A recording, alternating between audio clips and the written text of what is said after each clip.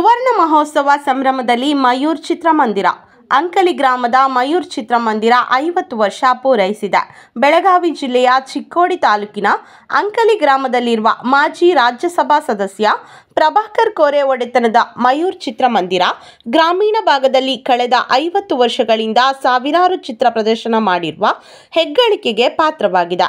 1975ರಲ್ಲಿ ಪ್ರಾರಂಭಗೊಂಡ ಅಂಕಲಿ ಗ್ರಾಮದ ಮಯೂರ್ ಚಿತ್ರಮಂದಿರದಲ್ಲಿ ಮೊದಲ ಸಿನಿಮಾ ದೇವರಗುಡಿ ಪ್ರದರ್ಶನಗೊಂಡಿದೆ. 50 ವರ್ಷ ಪೂರೈಸಿದ ಹಿನ್ನೆಲೆ ಅದ್ದೂರಿ ಕಾರ್ಯಕ್ರಮಕ್ಕೆ ಸಿದ್ಧತೆ ಮಾಡಲಾಗಿದೆ. ಇದೇ 18ರಂದು 50ನೇ ವರ್ಷದ ಸುವರ್ಣ ಸಂಭ್ರಮ ಕಾರ್ಯಕ್ರಮ ಆಯೋಜನೆ ಮಾಡಲಾಗಿದೆ.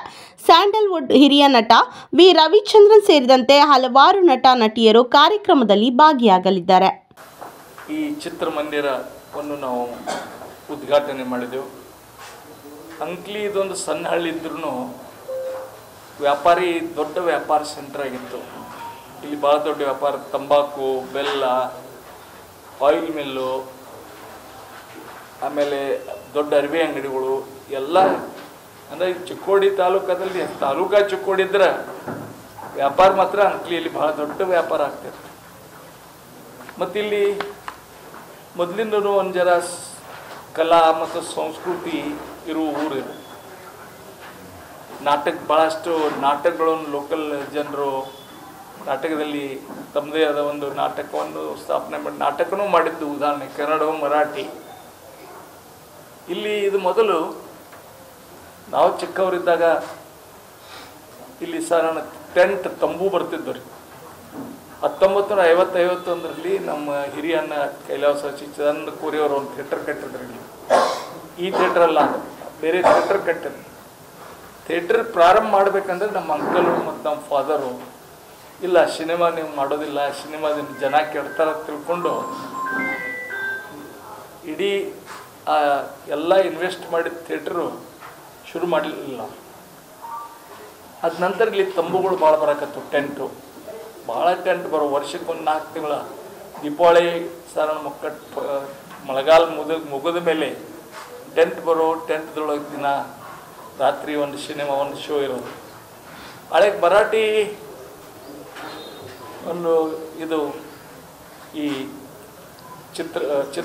ನಮ್ಮ ಮರಾಠಿ ಸಿನಿಮಾಗಳು ಭಾಳ ಎತ್ತರದಲ್ಲಿ ಬೆಳೆದಿದ್ದವು. ಮರಾಠಿ ಪಿಕ್ಚರ್ ಅದಕ್ಕೆ ಹೆಚ್ಚಿನ ಈ ಕನ್ನಡ ಅಷ್ಟು ಪ್ರೊಡಕ್ಷನ್ ಇಲ್ಲಾಗಿದ್ದವು. ಮತ್ತು ಇದು ಇಲ್ಲಿ ಮರಾಠಿ ಮತ್ತು ಕನ್ನಡ ಸಂಗಮ ಇರುವ ಊರಿದು. ಅದಕ್ಕೆ ಹೆಚ್ಚಿನ ಸಿನಿಮಾಗಳು ಮರಾಠಿಗಳು ಇಲ್ಲಿ ನಡೀತಾ ಇದ್ದವು. ಹಳೆ ವರ್ಷ ನಾನು ಸುಮಾರು 4 ತಿಂಗಳು ಟೆಂಟ್ ಹೊಡೆದ್ರೆ ಭಾಳಷ್ಟು ಸಿನಿಮಾಗಳು 2 ವಾರ 3 ವಾರ ಪಿಕ್ಚರ್ಗಳು ಇಲ್ಲಿ ನಡೆದಿದ್ದು ಉದಾಹರಣೆ ಇದೆ. ನಾನು ನನ್ನ ಶಿಕ್ಷಣವನ್ನು ಮುಗಿಸ್ಕೊಂಡು 71ರಲ್ಲಿ ನಾನು ಊರಲ್ಲಿ ಬಂದ ಮೇಲೆ ನನಗಿವನು ಸಿನಿಮಾದೊಂದು ಹುಚ್ಚು ಅಂದರೆ ಭಾಳ ಹುಚ್ಚು. ಚಿತ್ರ ಹಳಕೇನು ಎಂಟರ್ಟೈನ್ಮೆಂಟ್ ಮತ್ತೇನೂ ಇಲ್ಲಲ್ಲ. ಸಿನಿಮಾ ನೋಡೋದು ಇದು ಒಂದೇ ಎಂಟರ್ಟೈನ್ಮೆಂಟು. ಮತ್ತು ಈ ದೇಶದೊಳಗೆ ಅತಿ ಬಡ ಒಬ್ಬ ನಾಗರಿಕರಿಗೆ ಅತಿ ಕಮ್ಮಿ ದುಡ್ಡದಲ್ಲಿ ಯಾವುದೇ ಚಲೋ ಎಂಟರ್ಟೈನ್ಮೆಂಟ್ ಆಗ್ತಿದ್ರೆ ಅದು ಸಿನಿಮಾ ಇಂಡಸ್ಟ್ರಿ. ಹಾಗಾಗಿ ನಾವು 1974ರಲ್ಲಿ ಈ ಥಿಯೇಟರ್ ಕನ್ಸ್ಟ್ರಕ್ಷನ್ ಶುರು ಮಾಡಿದೆವು. ಒಂದು ವರ್ಷ ಒಳಗೆ ಥಿಯೇಟರ್ ನಾವು ಮುಗಿಸ್ದೆವು. ಹಳೆಗೆ 2.5 ಲಕ್ಷ ರೂಪಾಯಿ ಖರ್ಚು ಮಾಡಿದೆವು. ಬರೀ ಎಷ್ಟು ಈ ಥಿಯೇಟರ್ ಮಾಡಿ 18 ಮೇ 1975ರಲ್ಲಿ ಈ ಚಿತ್ರಮಂದಿರ ಕಂಪ್ಲೀಟ್ ತಯಾರಾಯಿತು. 18ಕ್ಕೆ ಮೊದಲನೇ ಸಿನಿಮಾ ದೇವರಗುಡಿ ಅಂತ Kannada picture. Actually Mayur release ಆಗೋದಿತ್ತನ್ನ ನಾವು ಯಾಕಂದ್ರೆ ಮಯೂರ್ ರಾಜ್ಕುಮಾರ್ ಪಿಕ್ಚರ್ ರಿಲೀಸ್ ಆಗೋದಿತ್ತು. ಆದರೆ ಅದು 1 ವರ್ಷ ಮುಂದೆ ಹೋಗೋದ್ರಿಂದ ಆದರೆ ನಾವು ಮಯೂರ್ ಅಂತ ಇಟ್ಟೆವು. ಮೊದಲೇ ಸಿನಿಮಾ ದೇವರ ಗುಡಿ ಇಲ್ಲಿ ಪ್ರಾರಂಭ ಆಯಿತು. ಸಾಧಾರಣ 50 ವರ್ಷದಲ್ಲಿ ಸುಮಾರು ಲಕ್ಷಾವಧಿ ಜನರಿಗೆ ಇದರಿಂದ ಅವರಿಗೆ ಎಂಟರ್ಟೈನ್ಮೆಂಟ್ ಕೊಟ್ಟ ಈ ಥಿಯೇಟ್ರು. ಆ ಕಾಲದಲ್ಲಿ ₹1 ಟಿಕೆಟ್ ಇತ್ತು. ₹1, ₹1.5 ಟಿಕೆಟು. ₹1.5 ಟಿಕೆಟ್ ಅಂದ್ರೆ ₹1 ಅಂದ್ರೂ ಜನ ಭಾಳಷ್ಟು ಶೋಕಿಗಳು ಜನ ಈ ಭಾಗದಾಗಿದ್ದರು ಅಂತ ಹೇಳಿ. ಯಾಕಂದ್ರೆ ಬ್ಯಾಕ್ಗ್ರೌಂಡ್ ಇಟ್ಕೊಂಡು ಭಾಳಷ್ಟು ನಾನು ಚಿಕ್ಕವನಿದ್ದಾಗ ಒಂದು ನಾಟಕವೂ ಮಾಡಿದ್ದೆ. ನಾ ಇಲ್ಲಿ ನಾಟಕದಾಗ ಕೆಲಸನೂ ಮಾಡಿದ್ದೆ. ಕಿತ್ತೂರು ಚೆನ್ನಮ್ಮ ಅಂತ ನಾಟಕ ಹುಡ್ಸಿದ್ರು. ಅದರೊಳಗೆ ನಾನು ಮಲ್ಸರ್ಜಿ ಪಾತ್ರನೂ ಅಗದಿ ನಾನು ಸುಮಾರು 8 ವರ್ಷದ ಇರ್ಬೇಕು. ಮಲ್ಸರ್ಜಿ ಪಾತ್ರನೂ ನಾವು ಮಾಡಿದ್ದೆ. ಇದು 56 ಇರ್ಬೇಕು, 56 ಅಂದರೆ ಇಲ್ಲಿ ನಾಟಕದಲ್ಲಿ ಎನಗಿ ಬಾಳಪ್ಪ ನಾಟಕ ಕಂಪನಿಯೊಳಗೆ ಇಲ್ಲಿ ಕಲಾವಿದರು ಭಾಳಷ್ಟು ಕಲಾವಿದರು ಇಲ್ಲಿ ಅವರಿದ್ರು, ಅಂಕ್ಲಿ ಅವರು. ಅದಕ್ಕೆ ಆ ಹಿನ್ನೆಲೆ ಇರುವ ಈ ಊರ 50 ವರ್ಷದಲ್ಲಿ ಈ ಸುತ್ತಿನ ಹಳ್ಳಿಗೆ ಭಾಳಷ್ಟು ನಾವು ಈ ಚಿತ್ರ ಮಂದಿರ ಮುಖಾಂತರ ಜನರ ಪ್ರೇಕ್ಷಕರಿಗೆ ಒಂದು ಎಂಟರ್ಟೈನ್ಮೆಂಟ್ ಕೊಟ್ಟದ್ದು ಈ ಥಿಯೇಟ್ರು. ಅದಕ್ಕೆ ನಾಳೆ 50 ವರ್ಷ ಆಗ್ತಾ ಇದ್ದಾವೆ. ನನ್ನ ಜೊತೆಗೆ ನನ್ನ ಮ್ಯಾನೇಜರ್ ಸುಮಾರು ಎಂದು ಥಿಯೇಟ್ರ್ ಇದು ಶುರುವಾಗೋಕ್ಕಿಂತ ಮುಂಚೆ 50 ವರ್ಷ ಇದು ನನ್ನಲ್ಲಿ ಕೆಲಸ ಮಾಡ್ತಾರೆ. ಹಂಗೆ ನಿಷ್ಠಾವಂತ ಜನ ನನ್ನಲ್ಲಿ ಕೆಲಸ ಮಾಡಿ ಭಾಳಷ್ಟು ಮಂದಿ ತಿರ್ಕೊಂಡ್ರು.